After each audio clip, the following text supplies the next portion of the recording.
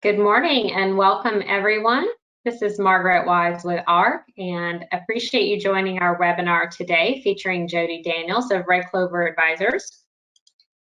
As many of you know, this is a webinar that we have ported over from what had intended to be an in-person event in March, and we have been fortunate to have our speakers and sponsors support us in delivering the content in a virtual format. And sponsors of our event are AB Tasty, Full Story, Crownpeak, and FRM. And AB Tasty is an optimization testing tool. Full Story is session analytics and website replay. Crownpeak is a CMS and DQM tool, and FRM is franchise relationship management, powering franchise growth. And so encourage you to take a few minutes and check the websites of all of our sponsors. And in particular, today's website is brought to you by today's webinar is brought to you by Crownpeak. So thank you again to our sponsors and everyone attending today. I'm excited to welcome Jodi Daniels, and Jodi has a career that's included time with several large companies, including Home Depot and Cox and Bank of America. And this has provided a foundational understanding of the importance of privacy compliance, which we're going to be talking about today. And combining this with her business acumen has made Jodi a very sought-after advisor, helping companies understand how privacy and compliance issues can adversely or positively affect their brand. And I think this is great. We're going to hear some wonderful tips. First off, foundational and important understandings of regulation, but also ways to think about how you can incorporate being a good corporate citizen around data and embody that as part of your brand. So welcome, Jodi. We are very excited to have you here today. Well, thank you. I am really excited to be here. So good morning, everybody, and thank you again for joining. So we're going to kind of dive on in and talk all things privacy. If you have any questions, we do have the opportunity to submit them through the chat box, and I encourage you to do so. Okay, so to get started, I kind of love this visual. You might be feeling this with just a barrage of all kinds of information in our current environment, but also there's going to be probably a lot of detail and information around privacy that we're going to talk about here today. So just kind of imagine it's a gorgeous spring day outside and you want to enjoy this amazing sprinkler just splashing on your face. And as a good privacy person, this is not my daughter that is pictured here, but she would totally be the one to run into the sprinkler to get as much water as she possibly can. So let's enjoy the ride. This is actually a video that I'm not going to play today for the sake of time, but I encourage you to go to Google and find it. So if you just sort of search privacy on iPhone and privacy matters, it's a really fascinating video. And I think actually even with what's happening today, really relevant. It goes through all the different places that you would want to have your privacy through a car, all the different places that you might not be thinking someone might be watching and someone might be paying attention. The other reason I really like it is because Apple, whether you love them or don't love them, they put a significant emphasis on privacy. They've spent money, they've spent dollars, they've spent precious airtime emphasizing how their phone is privacy first, how their products include privacy. So they put a brand promise around this notion of privacy. There's a variety of other brands that are moving in this direction. And if we kind of contrast that with Google, Google is kind of catching up a little bit from this in the EU, but not as significant as Apple. And oftentimes you'll find privacy and security folks, now they might not like either of these brands, but if they had to choose one, they tend to pick Apple a little bit more. So the idea here is really that a brand and all of the marketing that they're doing and their promise is driven around privacy and a significant importance to customers. So I will not be singing for you this morning. However, I do love this quote from Billy Joel, because if we really understand privacy, and there's nuts and bolts of privacy laws that we have to be ensuring we're complying with, but it's really all about trust. our customers give us data. They trust us to do the right thing with it. And we'll talk about what that means. And so it's all a matter of trust. And that's honestly what I believe privacy boils down to. So for some good humor, don't worry. There's just someone peeking outside the window to collect information on you so that we can send the right message to us. We're all in this particular space. I actually got to privacy from marketing. I created a behaviorally targeted ad network at autotrader.com. So I used to stalk you for cars and, make sure that you were buying the best car that was right for you. So completely understands this, love the marketing space. And there's a lot of merit behind it. But at the same time, if we kind of think about all the different data that we're collecting and how we're using it, how are we using it? And what do the people that we're messaging feel about what we're doing? And that brings us to this idea of where we're being tracked. So kind of remember when we used to be able to leave our homes. And so you'd leave your home and you'd have your smartphone. Maybe you'd stop for a cup of coffee and maybe drop your kids off at school, go to work. This is all going to sound really exciting when we get to go and do all these activities again. Right? Maybe you go to your favorite restaurant, stop at the gym, head on home, turn on your smart TV, pick something. Maybe some of you have smart refrigerators or appliances, and you're speaking to your Amazon Echo Dot Pick Your Flavor robot to play some music. So if you think about all of these activities that you're doing, along the way, data is being tracked. And imagine if someone sat behind you and followed you and noted every single activity that you were doing and what you did with it. You'd probably turn around and say, what on earth are you doing? Why are you stalking me? But this is what we do online. And this is where there's a little bit of that disconnect, because in the physical world, which is really where that Apple video goes, it's kind of questioning, what are you doing? How did we get here? Why is this okay? But in the digital world, this is exactly what we do because we can. There's all these clicks and measurements, and we want to be effective, and we want to track everything. And so it's created this significant pile of data for us, and also a pool of customers who are a little bit unsure of all of the tracking. And so as a result, here was some interesting data from last year. So generally speaking, about 2/3 of Americans said they like more to happen to protect their privacy. They believe in more regulation. They don't feel like there's enough regulation, and less than 10% of people trust social media. And half of the users weren't confident at all with their data being in safe hands with the companies that they're giving their data to. So all of that led to the creation of these big laws. GDPR is the General Data Protection Regulation. It's the EU privacy law. It's about to celebrate its 2nd birthday coming up at the end of May. And then we have CCPA, the California Consumer Privacy Act. It became effective in January of this year, January 1st. It will begin to be enforced July 1st. So these laws are a little bit different, and we're not going to go crazy deep into these laws. Unfortunately, at the session, I was kind of excited. I had this really cool handout that kind of compares the two laws. So if you're interested in knowing a little bit more about the nitty-gritty of those two laws, I'd be delighted to be able to send you that PDF. So just send me a note, and I want to make sure that you get that information. But these laws are different, and they have a significant difference for marketers. GDPR is considered a little bit more of the opt-in law. We have the cookie banner. We have email marketing that we have to think about how I can send that message. So it's kind of been nicknamed amongst marketers a little bit more of the opt-in law.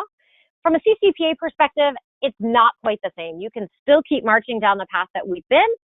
There's a couple different nuts and bolts that you have to check off, but it is fundamentally different from that standpoint. And then another big theme amongst all of these laws is if you think back to that tracker, what is it that I'm doing with all this information? I need to tell you, I have to have an updated privacy notice. Now, each law has a variety of very specific requirements of what it has to be, but I have to tell you what I'm doing. So my privacy notice is really important. And then I tell you what I'm doing, I need to give you some choices. Maybe you don't want all that tracking. Maybe you don't want all that information being shared, or you just want to know what I'm doing with it, or you want to delete something.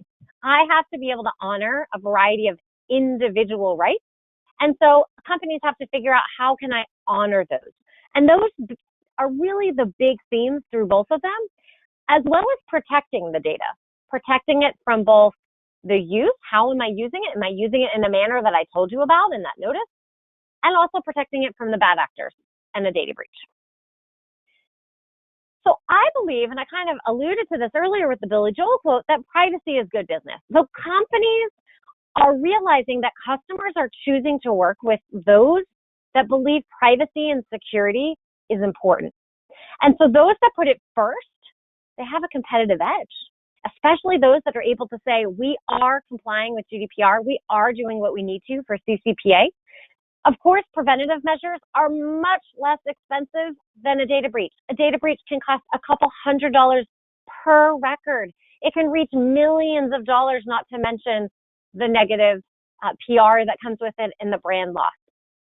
And if customers want transparency, they just want to know information about what is happening with their data. So they're more satisfied when they receive more information. Like, have you ever tried to opt out of something and you actually don't really want to opt out of it completely? You just don't need 4 emails a day telling you about the shoes that are 25% off, but they don't give you that choice. It's only one. Just opt in, opt out. It actually is an opportunity. If you let me choose how I want to work with you, you can still send me relevant messages, but it's on my terms. Now, I wanted to throw a little bit of a COVID-19 impact. So right now, and it's really relevant because if you think about all the different systems that you have data, right? MarTech systems can be 20, 30, 40 deep. You want to realize that in the current environment, there's an increased risk for data breach.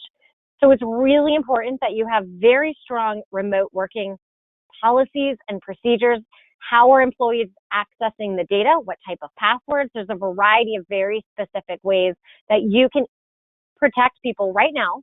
There's, of course, big technical pieces that your security teams might be working on, but there's also some really just short, practical tips that you can be working on.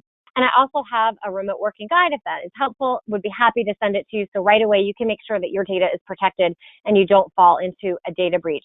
And also, people keep asking, well, is CCPA going to be delayed? I mentioned the effective date is January 1st. The enforcement date, as of today, is not moving, and it is still July 1st. So another big piece is kind of who owns privacy? Is it the marketing team? Is it the legal team? Is it the compliance team? Who owns it? Well, I believe that data is in the center, and everyone has a role around it. So for us, what kind of data are we collecting and how are we managing that? How are people accessing it? How are we sending it maybe back and forth with any of our agencies or any of our service providers? Who are our service providers? And do we know what they're doing with our data? That's actually still our obligation. And so everyone here has a role in protecting the data. When I'm talking about personal data, I think it's really important to understand that these definitions have expanded in scope significantly. So it's what you'd expect: contact information, health information, financial information, but it's all kinds of other things. It's the job information as well, and nationality and marital status, visa information, nationality, criminal information, preferences like religion. So if you have an event and you know that I need a kosher meal, you might know a religious aspect on someone, or favorite, anything around family members as well. So personal data is expanded to also include all the online identifiers. So before, we used to think of a lot of times PII, personally identifiable information, and that was your name and contact information, social security number, something like that. Now you also have the online information. So people used to say, well, that cookie, that IP address, all of that, that's non-PII. I don't know your name. Well, in the current environment, that is really considered personal data. So we need to understand all the different cookies we have, an IP address, that geolocation data, that's considered personal data. Something else that I wanted to mention is if you have any type of internal ID, so you call me, internal ID 123, that can also be personal data, because somewhere 123 is tied to something else. So it's critical to understand, to comply with any of these laws or even begin to manage privacy, to understand what data you have, how you use it, where it's stored, and who you share it with. These are the fundamental basics of a privacy program, and to really be able to honor the commitment that is in that privacy notice. So for any of those email campaigns that you run, or for that digital ad that you run, how we disclose that in the privacy notice is connected. So we have to understand what data we have. We have to understand how we use it. Where it's stored is also going to help make sure that we are properly protecting it. And if we share it outside and we use any vendors, we need to know who those are to ensure that they are also part of our ecosystem. We are just as liable for the data that our vendors are hosting or doing something for us. So in the California law, there's this really interesting idea of do not sell. You might have seen it in, if you've gone to a website, you might have seen just kind of like a do not sell link. So the idea of sale is well beyond just, I sold you something for $1. It's this really long definition here on the bottom: selling, renting, releasing, disclosing, disseminating, keep going. So what's important here is just to know if you're sharing data with a third party and they might be able to use it for something other than just performing the service, that might be considered a sale. So going back to what I just said, it's critical we understand the data that we have to be able to determine, do we need to meet any of the very specific requirements under the law? If any of you manage children's data, there's some additional requirements that you want to be mindful of. Here, there is a consent obligation for children under 16. From a GDPR point of view, I had mentioned before, just kind of thinking about, well, do I need to opt in? Do I not need to opt in? If you are emailing anyone in the EU, you have to have a purpose. There's a legal basis. There's 6 of them. Most marketers end up down to these 2. Consent, very specific requirements. I have to check a box. I have to be very particular. Legitimate interest is sort of this other interesting notion. There's a special analysis that goes with legitimate interest.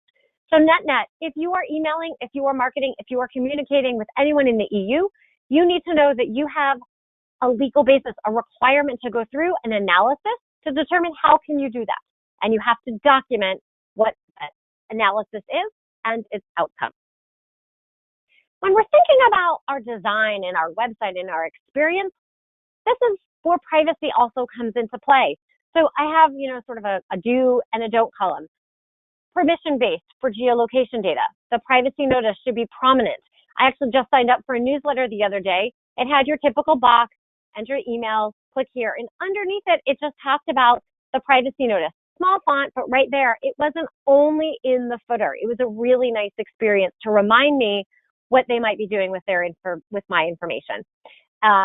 If you're using any tracking technologies, really understand who those are and go beyond just sort of the homepage of what that tracking company is doing or that data broker is doing or the ad tech, and understand, are they sneaking any tags in? Are they using the data for any other purpose? A lot of the ad tech falls in, or it's been presumed to fall into the scope of sale for California. It means it requires more analysis and more discussion that you have to think about, and especially those security measures.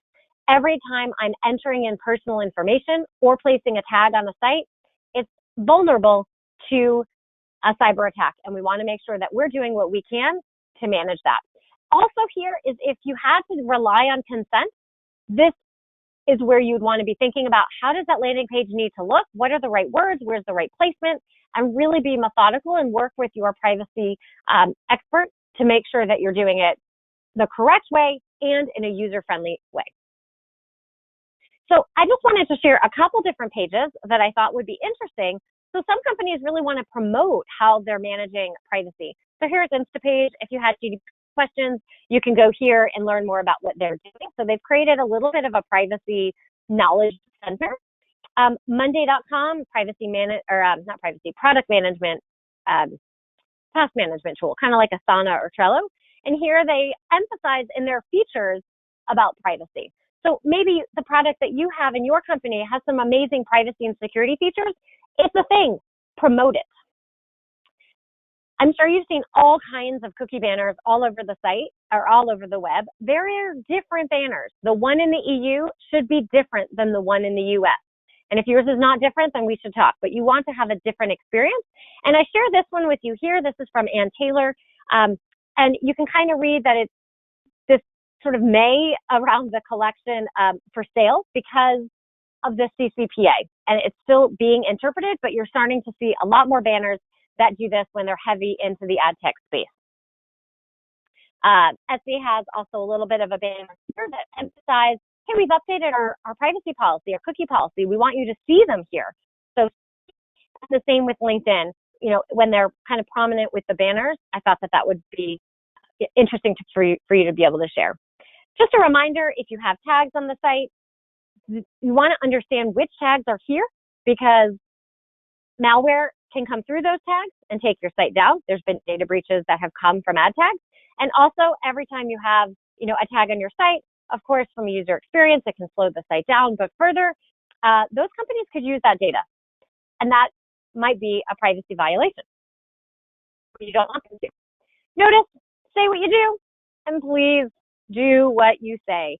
The whole point here of a privacy notice, beyond just it's a requirement, and there's a lot of items that have to be in the notice, it's your opportunity to communicate with your individuals, with your customers, about what you're doing with that data. And then when you write it, it is a dynamic document. We are not done once we wrote it and put it there. It's critical that we make sure that whatever marketing strategy we have, whatever new data use case that we have, that we are aligning it to our privacy notice. So we have to go back and forth with what that notice is. And when we do it, hopefully the Etsy and the LinkedIn examples, and they're just examples that I had seen, many others are out there, but don't make it a terrible experience, right? If you have to update your privacy notice and you need a cookie banner and you have to have consent, think about, well, how can I make this a positive, fluid experience? I'm a big fan that privacy should be a part of the organization. Before, if you remember the slide where I had data in the middle and all of the core functions of a business around it, well, the same is true here. We need to all work together. Privacy should just be one more part, just like what color, what font, what picture should I put, the privacy angle is here. So let's make sure it's a good experience for our customers and they understand what we're doing. So from a sustainable privacy point of view, if we have data in the middle and we all have a role here, it's really important that we each kind of move the boat in the right direction. And so to do that, we all have to work together to be able to make sure that we're clear in understanding of what is our role. So if you're looking at a new vendor to bring on board, well, we have to make sure that we're working with, maybe it's our procurement team and our legal team, to help vet the security of that vendor and make sure that we have the right language in our contracts to protect us. And, we need to work with the technology team to make sure that any of those amazing privacy and security bells and whistles that the product features, that we have them on appropriately. We also want to be thinking about, how are we going to train all of our employees? So we might need to work with the HR team or whomever trains employees in your organization to make sure that if you get a request, so if Jodi comes to your company and says, I want to submit an individual rights request, I want to know what data you have on me. A lot of times I see that falls on the marketing team because they often own the website or they own some type of customer-facing interaction. So how will we route that experience? It is the individual rights piece, meaning Jodi can say, tell me what data you have on me. Or, you know what, I want you to delete that data. Marketing is one of the first hits of being able to honor that particular request. So think about how will we do that? What kind of process do I need in place? And do I know where all these systems are in place to be able to do that? Who's going to be on the front line? And it's really important to realize that when that customer makes that request and how we communicate and manage the whole thing, that actually is part of our customer experience. Our brand is on the line. So for all the amazing work that we do, we want to make sure that we create this good connection point to them, because if it's a terrible experience, it's going to reflect on our brand. And so hopefully all of you, once we have all of those ducks in a row, we'll be able to kind of sit back, relax. I personally am very excited to be able to go to a beach someday soon. Don't worry, I am not running to the beach, but hopefully one day soon I'll be able to be there. And with that, I'd like to kind of close with the idea being, I started with the Billy Joel quote of, it's all a matter of trust. Well, I'm a big fan of Zig Ziglar as well. And if people like you, they'll listen to you. But if they trust you, they'll do business with you. And so when we think about a customer choosing to do business with any of our companies, they're choosing it because they like our products, they like our service, but they also expect us to deliver on that product and service as well as protect the data. When we hand over and we buy something and we hand our information to them, Or maybe we didn't, and we just, we're doing lead gen or we're doing sales information and we got it from somewhere. Imagine you're that person. You hope that the company will treat your data appropriately and with trust and integrity.